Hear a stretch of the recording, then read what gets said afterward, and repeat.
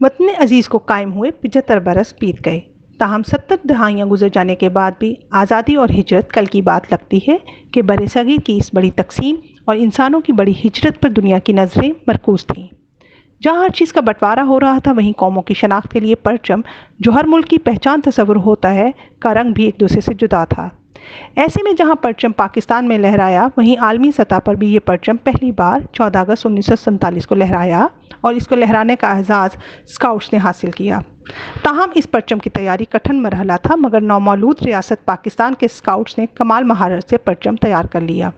बहुत कम पाकिस्तानी जानते हैं कि सफ़ेद रंग के लिए मुल्तान के स्काउट खुर्शीद अब्बास गर्देजी ने अपनी कमीज़ दी, जबकि पगड़ी नीरा गाजी खान के स्काउट मुश्ताक हुसैन ने दी।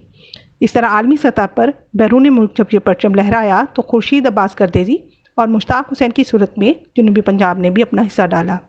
खिदमात के एतराफ़ में हुकूमत पाकिस्तान की जानिब से खुर्शीद अब्बास गर्देजी को पाकिस्तान बॉय स्काउट एसोसिएशन का लाइफ टाइम अचीवमेंट अवार्ड दिया गया और इन्हें बॉय स्काउट्स एसोसिएशन की ताहयात रुकनियत भी दी गई है। बैनुल अक़वामी सतह पर परचम कुशाई के पस मंज़र में दिलचस्प और तवील दास्तान है, जिसके चशमदीद गवाह 90 बरस के सैयद खुर्शीद अब्बास गर्देजी हैं। आइए इन्हीं की ज़ुबानी हकीकत पर मबनी दास्तान सुनते हैं। हमारा ख़ानदान 1081 में यहाँ गिरदेज से मुल्तान पहुँचा था। सारे हिंदू थे उस ज़माने में। तबलीग के सिलसिले में ही हमारे बुज़ुर्ग यहाँ आए थे। मसूद गज़नवी के ज़माने में, महमूद गज़नवी के बेटे के ज़माने में, और तब से यहाँ हैं। उसके बाद मेरी तालीम का जब ज़माना शुरू हुआ तो वो कॉन्वेंट स्कूल यहाँ हुआ करता था, जहाँ मिशनरी स्कूल था। तो कॉन्वेंट स्कूल में मेरी तालीम शुरू हुई। मैंने यहाँ 7वीं जमात तक वहीं पढ़ा। उसके बाद वहाँ से मैं माइग्रेट कराया कि भाई वहाँ उर्दू भी नहीं पढ़ाते थे, सिर्फ अंग्रेज़ी, और अंग्रेज़ी में ही बात होती थी। लेकिन उसके बाद यहाँ मैं आया और पायलट स्कूल जो आपका कह रहा है वो गवर्नमेंट स्कूल कहलाता था। वो उसमें आके जहाँ दाखिल हुआ 7वीं जमात में, तो 46 में मैंने पंजाब यूनिवर्सिटी से मैट्रिक किया और उसके बाद बॉय स्काउट में बन चुका था, जबकि यहाँ गवर्नमेंट हाई स्कूल में तारा देवी जाते थे। वहाँ कैंपिंग होती थी समर में, बहुत अच्छा। तो फिर 46 में ही मुझे बताया गया, कैंप में थे, कि वर्ल्ड जम्बोरी होने वाली है 47 में।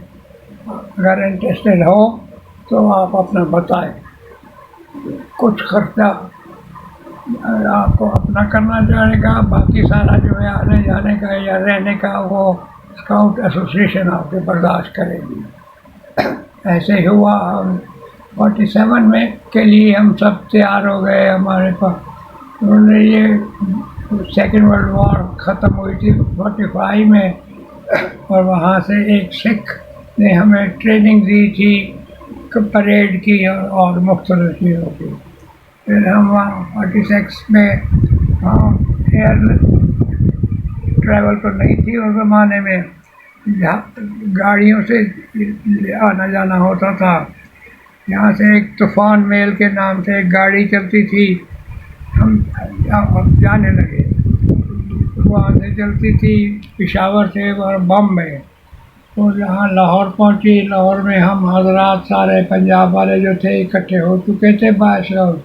इनमें मेरा एक टीचर थे इनायत अली गर्देजी, वो भी इसी गवर्नमेंट हाई स्कूल में टीचर थे, जो बाद में हेड मास्टर बन गए थे। वो भी हमारे साथ थे। उसमें हम 3 लड़के यहाँ मुल्तान से थे, सरफराज रफ़ीकी, कलीम अरशद और हम। ये वहाँ से जब 46 में हमें कहा गया तो बहुत शौक़ पैदा हुआ कि भाई इंग्लैंड देखेंगे। सेकेंड वर्ल्ड वॉर ख़त्म हो चुकी थी 45 में, ये 46 की बात है। तो फिर हम यहाँ से लाहौर से बैठे गाड़ी में तो बॉम्बे पहुँचे। बॉम्बे से शिप, एक ट्रुप कैरियर था, उस शिप का नाम था SS अलकांटारा। 22,000 टन का था ये ट्रुप कैरियर था, जिस पे के 2000 फौजी चढ़ सकते थे। چونکہ یہ ان کو کنورٹ کر دیا تھا، اس میں تھا یہ تشیع، اس کے باوجود یہاں پھر ان کو ان کی وجہ سے جب کہ فوجیں واپس جا رہی تھیں، کچھ برما میں تھے اور کچھ یورپ سارے میں پھیلے ہوئے تھے، وہ اپنے اپنے گھروں کو جا رہے تھے۔ یہ یہاں سے چلا بامبے سے، 20 دن کے بعد ہم ساؤتھ ہیمپٹن انگلینڈ میں پہنچے۔ وہاں سے ٹرین ہی ایک پوری تھی، جہاں سے یہ سارے سولجر بھی گئے، ان کے پاس یہ گانے کے انسٹرومنٹ بھی تھے اور ہلا گلا لگائی کرتے تھے۔ اور اس کے بعد وہ چلے تو یہیں سے ہم نے یہ کر لیا کہ بھائی ہمارے پاس اب حلال تو گوشت ہونا نہیں ہے۔ اس دن سے آلو اور آلو، بس صرف آلو ہی کھاتے تھے یا انڈے کھاتے تھے۔ کہتے تھے کہ بھئی یہ چکن شپ میں جب ہمیں چلایا گیا تو شپ پہ اس وقت ہم 220-30 لڑکے تھے سارے انڈیا سے۔ ان کا لیڈر تھا تھیڈیس نامی مدراسی۔ وہاں سے چلے ہمارے وہاں بامبے میں اسکاؤٹ ایسوسیشن کا کیمپ لگا ہوا تھا، وہاں میں ٹھہرایا گیا اور اس کے بعد جہاز پہ سوار ہو گئے۔ اور یہ پہلی لائف میں پہلی دفعہ تھا کہ بھئی ہم سمندری جہاز پہ چڑھے تھے۔ ہم اتنا بڑا جہاز تھا کہ ہمیں سمجھ نہیں آ رہی تھی کہ بھئی یہ کیا، ہم صرف 250 آدمی کے لیے اتنا بڑا جہاز بھیجا ہے انہوں نے۔ جبکہ یہ موسم مانسون کا شروع ہو گیا تھا، یہ مجھے پتہ نہیں تھا کہ بھئی یہ کتنی طبیعت خراب ہوگی۔ ایسے ویوز تھے، ایسی طوفانی راستے تھے کہ بڑی مشکل سے مچھلیوں کو بھاگتے دوڑتے ادھر ادھر یہ وہ دیکھتے رہے، چلتے رہے۔ راستے میں ہمیں رات کو ایک کیمپ فائر اسکاؤٹ کا ایک جنرل ایکٹیویٹی ہے وہ میں ہوتا تھا، اس میں گانے، کوئی تقریر سنا رہا ہے، کوئی گانے کی بنا رہا ہے، کوئی ڈانس کر رہا ہے، کوئی لطیفے سنا رہا ہے۔ ہم وہاں سے جیپ سے چلتے ہوئے وہاں پہنچ گئے اور وہاں ہم نے کیمپ کر لیا۔ تو وہ دن آیا جب کہ میری زندگی کا سب سے اہم دن ہے، میں کہتا ہوں۔ وہ ایسے اتفاق ہوا کہ بھئی جو 10 دن جو گزرنے سے وہاں ان میں 14 اگست بھی آیا۔ 14 اگست سے پہلے 13-12 کو ہمارے جو لیڈر تھے تھیڈیس، انہوں نے کہا کہ بھئی ہم نے جھنڈا لائے ہیں، انڈیا کا جھنڈا ہم لہرائیں گے۔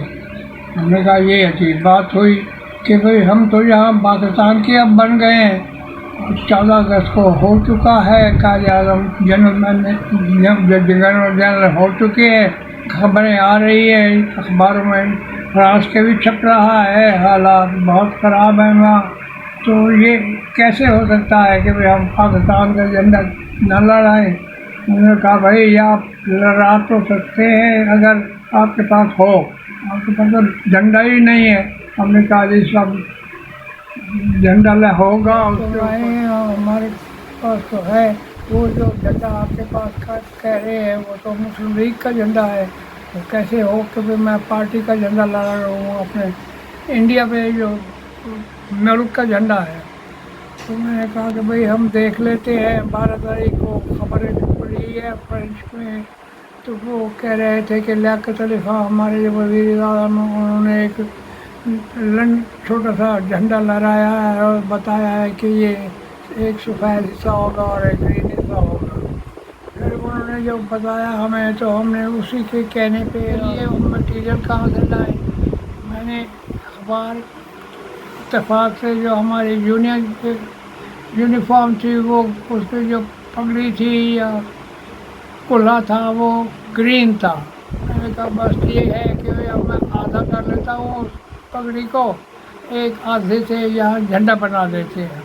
وہ ایسا ہی ہوا، اور اس کے بعد جو وہ وائٹ تھا، پھر وائٹ کہاں سے آئے، ہمارے تو یہ خاکی یونیفارم ہے، وہ میرے پاس ہونے کے لیے جو قمیص سے میں لے گیا تھا اس میں سے ایک قمیص کاٹی اور اس سے چاند تارا کاٹا اور کاٹ کے پھر اس کو وہ چسپاں کیا اور یہ جھنڈا ہمارا ہو گیا. یہ پگڑی اتنی بڑی تھی اور یہ تقریباً لٹھے کی کہہ سکتے ہیں کہ بنی ہوئی تھی. وہ یہ پرابلم ہوا کہ وہ اتنا بڑی لٹھے کی وہ ہم نے اشاروں نے یہ ایسا کیا ہوا تھا کہ بھئی پگڑی کو آدھا کر لیا تھا اور وہ باندھا کرتے تھے. وہ جو پگڑی تھی وہ مشتاق حسین کے لڑکے تھے جو کہ سب سے چھوٹے قد کے تھے, جو بعد میں آسٹریلیا امریکہ مائگریٹ کر گئے تھے. ان کی پگڑی تھی, میری قمیض تھی جو کہ کاٹ کر چاند تارا بنایا تھا. وہ جو پگڑی جو تھی وہ میں واضح کر دوں, یہاں کچھ کنفیوژن ہے کہ بھئی پگڑی کون سی تھی, کس کی تھی, یا وہ سفید چادر کس کی تھی. یہ ایسا ہوا کہ بھئی وہ جو بائی چانس ایسا ہوا تھا کہ ہمارے یونیفارم کا ایک حصہ تھا جو پگڑی کا وہ سبز رنگ کی تھی. یہ ساری انڈیا میں سبز رنگ کی پگڑی تھی, سارے 200-250 لڑکوں کی. اس میں سے مشتاق حسین ایک میرے دوست تھے جو ہمارے ساتھ گئے ہوئے تھے, ان کی پگڑی تھی. وہ ان کے یہ درہ غازی خان کے رہنے والے تھے. غلام رسول شوق یہ ایجوکیشن ڈپارٹمنٹ تھے جو کہ پروونشل سے, مجھے پتہ نہیں یہ کوئی ڈائریکٹر کہتے تھے یا ایجوکیشن یا کیا, ان کے بیٹے تھے. یہ یہی رہتے تھے اور پھر انجینئرنگ انہوں نے کی اور یہاں لاہور میں انجینئرنگ یونیورسٹی کے پروفیسر بنے تھے.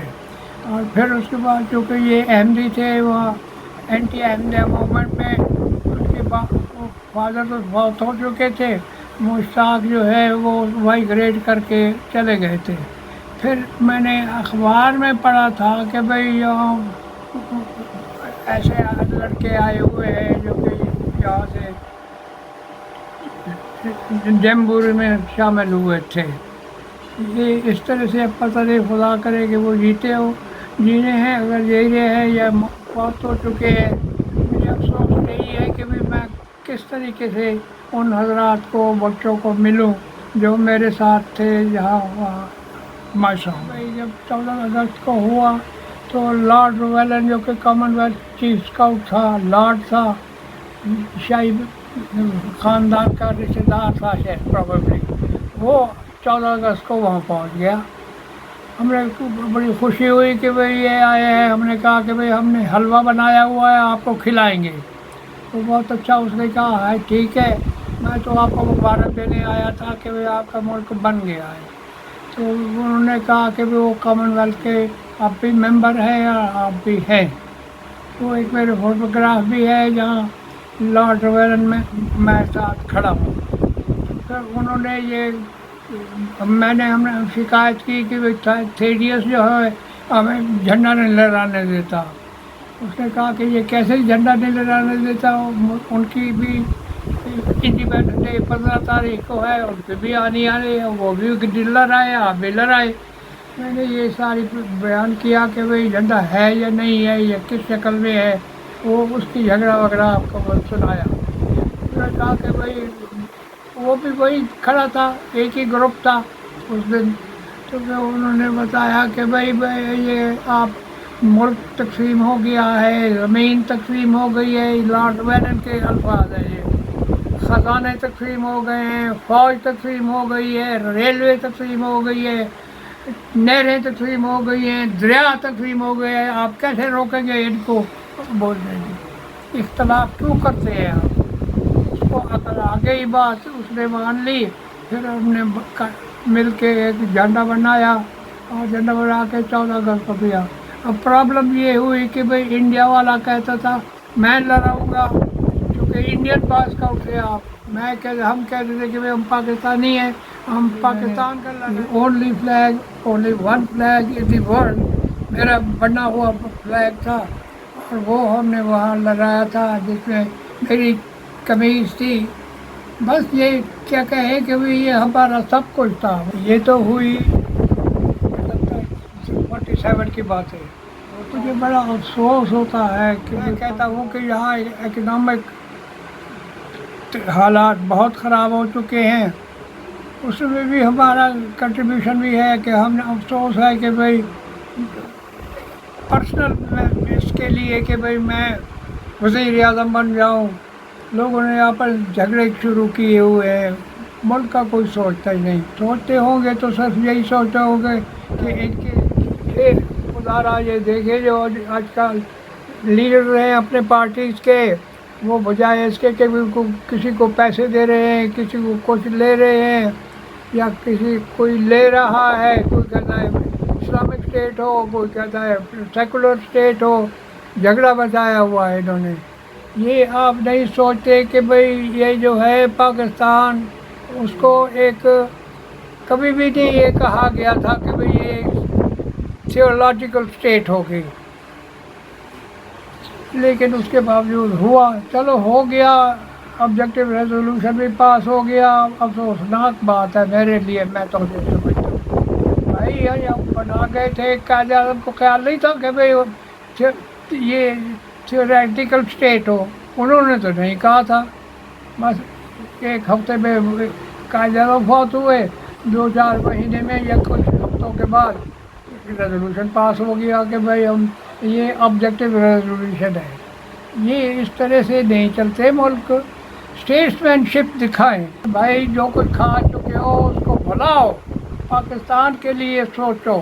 یہ میں سمجھتا ہوں کہ بھائی اخلاق جو کہ کہتا ہے اسلام کہ نہ جھوٹ نہ بولو تک کے لیے کہتا ہے اسلام، انہوں نے یہ دنیا کی بھی ہدایت دی ہے ہمیں، اسلام نے دین کی بھی ہدایت دی ہے اسلام نے۔ ان بزرگوں کو دیکھیں، انہوں نے ہمارے پاس بڑا لٹریچر چھوڑا ہے، بڑی اپنی حیات کے سنت چھوڑی ہے رسول اللہ صلی اللہ علیہ وسلم نے۔ خدا کرے کہ ہم ان حالات میں ان میں آئیں۔ کوئی کہتا ہے جی میں مدینہ اسٹیٹ بناؤں گا، ارے بھائی آپ کو پتہ ہی نہیں ہے مدینہ اسٹیٹ کہاں تھا۔ اللہ خیر کرے، اللہ خیر کرے۔